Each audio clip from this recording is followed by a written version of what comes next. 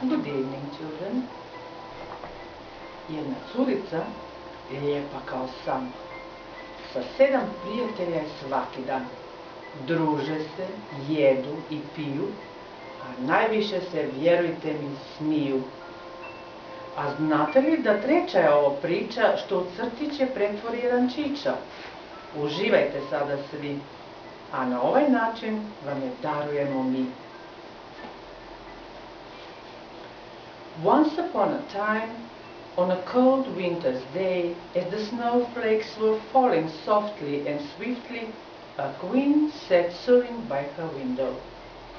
As she sewed, the queen pricked her finger, and 3 drops of blood fell upon her sewing. The red of the blood against the white of the snow, framed by the black wood of the window frame, looked so beautiful that she thought, "Oh, how I wish I could have a child with skin as white as snow, with cheeks as red as blood, and with hair as black as ebony." Now it happened that some time afterwards the queen did have a baby daughter whose skin was as white as snow, whose cheeks were bright red, and whose hair was as black as ebony. The queen called her little girl Snow White. Unfortunately, soon after her child was born, the queen died. A year later, the king married again. The new queen was very beautiful, but much too proud of her own beauty.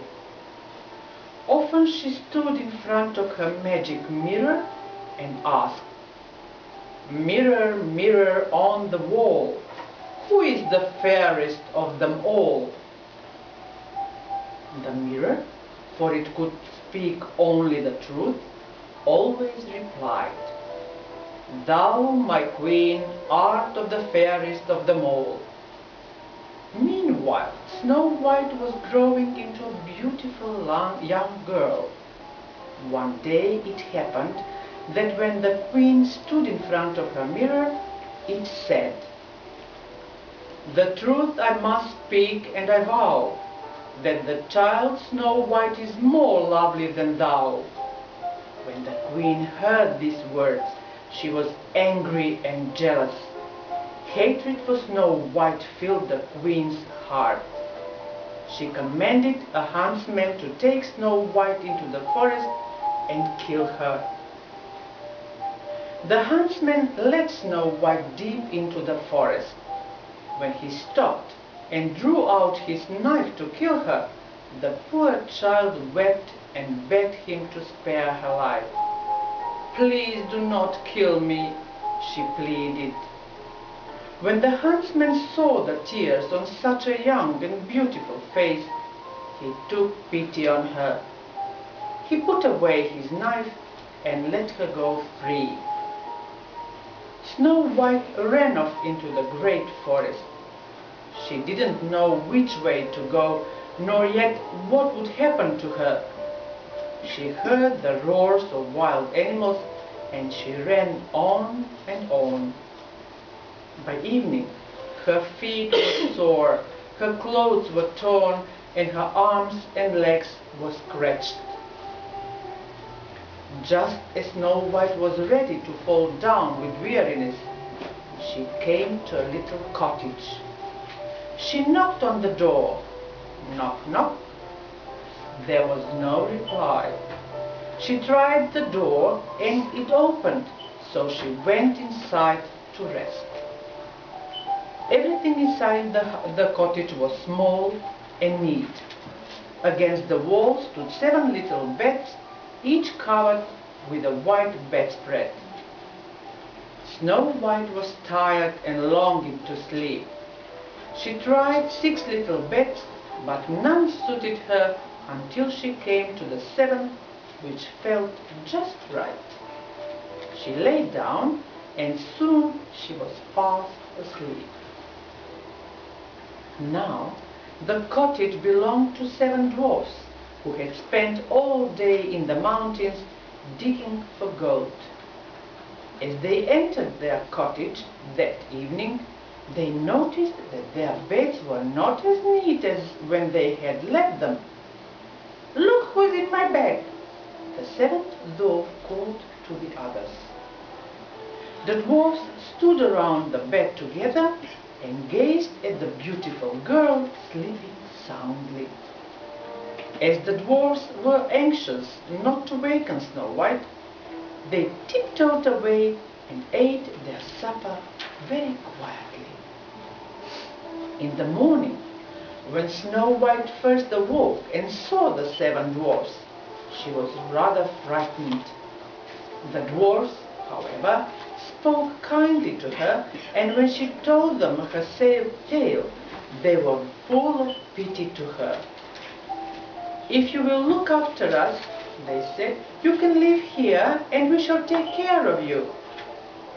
However, the dwarfs gave Snow White a warning. "We are all our day working. If your stepmother learns that you are here, she may try to do you harm, so be sure to let no one into the house." Snow White promised to be careful. Meanwhile, the queen believed Snow White to be dead, so it was some time before she asked her magic mirror, "Mirror, mirror on the wall, who is the fairest of them all?"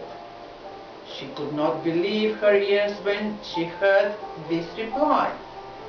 "Snow White is living still, and thou, my queen, art certainly fair. This child's great beauty doth make her more fair." Great was the queen's anger when she heard these words. She determined to find Snow White and kill her herself. The queen disguised herself as an old peddler woman. Then she traveled to the dwarf's cottage, knocked on the door and shouted, "Laces and ribbons for sale." "What harm can this poor old woman do to me?" thought Snow White. She opened the door and chose some pretty pink laces for her corset. The old woman offered to lace up Snow White's corset for her. Snow White, suspecting nothing, agreed. The queen laced Snow White so tightly that she could not breathe, and she fell to the floor as if she were dead. The dwarfs were very shocked to find their beloved Snow White lying on the floor. When they saw how tightly she was laced, they cut the new laces. Soon she began to breathe again, and gradually the color returned to her cheeks. The dwarfs were convinced that the old peddler woman must have been Snow White's wicked stepmother. They again warned Snow White to take great care. The queen hurried back through the forest filled with joy. When she reached the palace, she went straight to her magic mirror. When the queen asked the usual question, the mirror replied, "Snow White is living still, and thou, my queen, art certainly fair. This child's great beauty doth make her more fair." The queen was enraged. She prepared a poisoned comb, disguised herself, and traveled to the dwarf's cottage. She knocked on the door and shouted, "Pretty things to sell." Snow White put her head out of the window. "I have promised to open the door to no one." "Never mind, you can look," replied the queen, holding up the dainty comb. Snow White could not resist it, and she opened the door. "You must let me comb your hair properly for you," the old woman said. The queen then stuck the comb sharply into Snow White's head so that the poison went into her blood. She fell to the floor as if dead. When the seven dwarfs found Snow White lying on the floor, they suspected that her stepmother had been again. They soon found the poisoned comb and pulled it out. Once more they begged Snow White never to open the door while they were out. Later, the jubilant queen asked her mirror, "Mirror, mirror on the wall, who is the fairest of them all?" Just as before, the mirror replied, "Snow White is living still, and though thou, my queen, art certainly fair, this child's great beauty doth make her more fair." At these words the queen stamped her feet and beat on the mirror in her rage. "Snow shell will die," she vowed, "even if it costs me my life." The queen knew that it might prove impossible to persuade Snow White to let her into the cottage a third time, so she plotted cunningly. She took a lovely apple which had one green cheek and one rosy cheek. Then she put poison into the red cheek of the apple, leaving the green side free of poison. This time she filled her basket with apples and disguised herself as a farmer's wife. For the third time she made her way to the dwarf's cottage and knocked on the door. "I am forbidden to open the door to anyone," said Snow White. "I only want to get rid of these apples," replied the farmer's wife. "I dare not take one," replied Snow White, shaking her head. "Are you afraid that it's poisoned?" joked the farmer's wife. "Look, I'll cut it in two and we shall each eat half." She held out the poisoned rosy half of the apple to Snow White and bit into the green half herself. When Snow White saw the woman happily eating one half of the apple, she took the rosy half of the apple and bit into it. No sooner had she done so than she fell down dead. The queen laughed a horrible laugh. When she returned to her palace, at long last her mirror said, "Thou, my queen, art the fairest of them all." The jealous queen was finally content. When the dwarfs returned home in the evening, there lay Snow White on the floor, no longer breathing. They unlaced her corset, combed her hair, and washed her face, and yet they could not revive her. The dwarfs were heartbroken.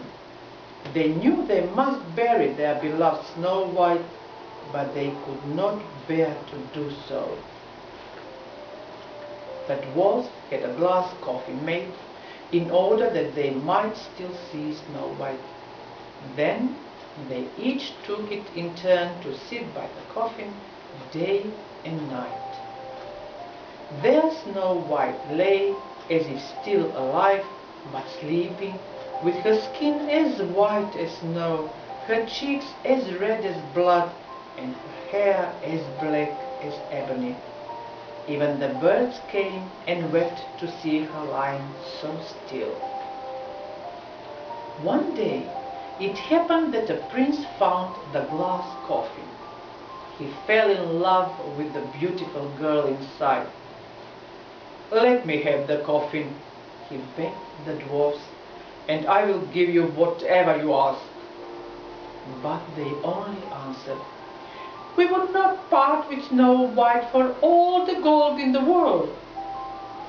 "If you will give her to me," pleaded the prince, "I shall cherish her all my life."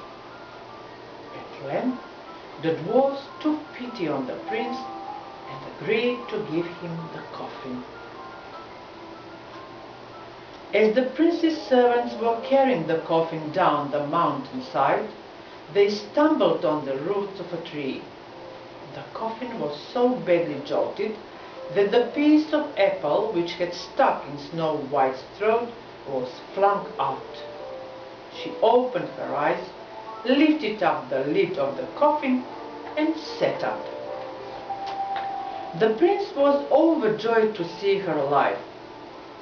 "Come with me to my father's palace, and we shall be married," he begged. Snow White agreed, for she had fallen in love with him instantly. She said goodbye to the dwarfs who had loved her so dearly. Although they were sad to lose her, they knew that she would be happy. It happened that Snow White's stepmother was among those invited to Snow White's wedding. Dressed in her finery, she stood before her mirror and asked, "Mirror, mirror on the wall, who is the fairest of them all?" And the mirror replied, "The truth I must speak, and I vow that the young bride-to-be is more lovely than thou." The angry queen felt that she must see the beauty. When she arrived at the feast and saw Snow White, her rage was so great that she fell down and died instantly. And Snow White and the prince lived in peace and happiness. I za večeras gotovo. Vidimo se ponovo. Mjesec dana nije puno. Kako vam se čini? Žurno? Thank you and good night.